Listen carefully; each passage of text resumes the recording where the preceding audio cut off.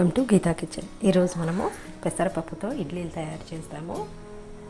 ముందు 1 కప్ పెసరపప్పు తీసుకుందాము. ఇది ఒక బౌల్లో వేసుకొని 2-3 టైమ్స్ కడిగి నీళ్ళు పోసి 2 గంటల పాటు నానబెట్టుకుందాము. ఈ విధంగా శుభ్రంగా కడిగిన తర్వాత ఇంట్లో నీళ్ళు పోసుకొని 2 గంటల పాటు నానబెట్టుకుందాం. పెసరపప్పుని మూత పెట్టి 2 గంటలు నానబెట్టి ఉంచుకోవాలి. పెసరపప్పు 2 గంటలు బాగా నానింది. మూత తీసి ఈ విధంగా కడిగి నీళ్ళన్నీ వంపేసేసుకోవాలి. ఈ విధంగా నీళ్ళన్నీ వంపేసేసి ఇప్పుడు ఒక మిక్సీ జార్ తీసుకొని దీంట్లో వేసుకుందాము పెసరపప్పుని. నీళ్ళు ఏమాత్రం లేకుండా తీసేయాలి. తీసేసి మిక్సీ జార్లో వేసుకొని దీంట్లో 2 పచ్చిమిర్చి తుంచేసుకోవాలి. చిన్న అల్లం ముక్క చిన్న ముక్కలుగా కట్ చేసుకొని వేసుకోవాలి.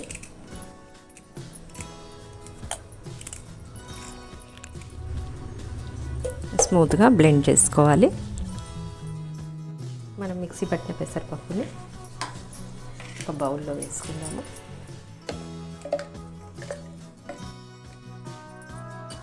ఇప్పుడు దీంట్లో 1/2 కప్పు పెరుగు వేసుకుందాము. తురిమిన క్యారెట్ 1/2 కప్పు వేసుకోవాలి.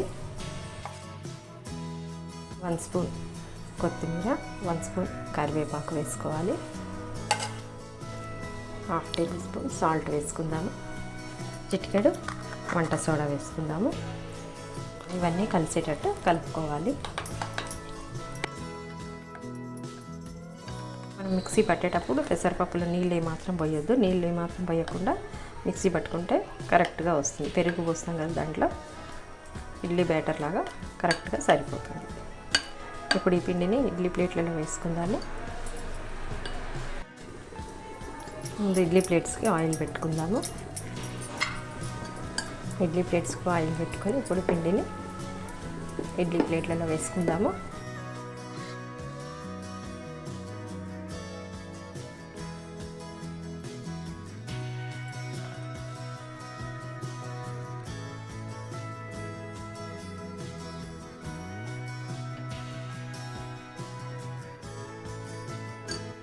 ఇప్పుడు ఇడ్లీ ప్లేట్స్ని స్టవ్ పైన ఉన్న ఇడ్లీ గిన్నెలో పెట్టేసుకుందాము. స్టవ్ పైన ఇడ్లీ గిన్నెలో 1 గ్లాస్ నీళ్ళు పోసి మరిగించుకోవాలి. మరుగుతున్న నీటిలో ఈ ప్లేట్లు పెట్టుకోవాలి. మరుగుతున్న నీళ్ళలో మూత పెట్టేసుకుందాము. ఒక 10 నిమిషాల పాటు ఉడకనివ్వాలి. ఇడ్లీలు రెడీ అవుతాయి. 10 నిమిషాలు అవుతుంది. స్టవ్ ఆఫ్ చేసేద్దాము. ఇడ్లీలు రెడీ అయినాయి. ఇడ్లీ ప్లేట్ల నుంచి ఇడ్లీలు తీసుకుందాము.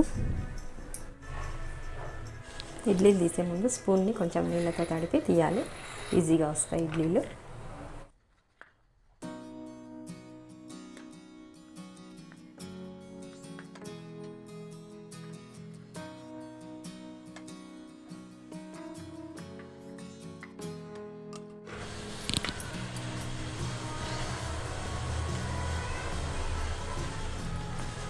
ఇడ్లీ ప్లేట్ల నుంచి ఇడ్లీలు చాలా ఈజీగా వచ్చేస్తున్నాయి.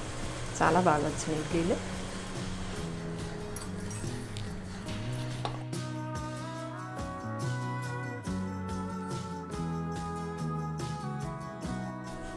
పెసరపప్పు ఇడ్లీలు చేయడం కంప్లీట్ అయింది. ఈ వీడియో మీకు నచ్చినట్టయితే లైక్ చేయండి, షేర్ చేయండి, కామెంట్ చేయండి. సబ్స్క్రైబ్ చేయని వాళ్ళు ఉంటే తప్పకుండా సబ్స్క్రైబ్ చేసుకోండి. మరిన్ని మంచి వీడియోల కోసమై గీతా కిచెన్ని చూడండి.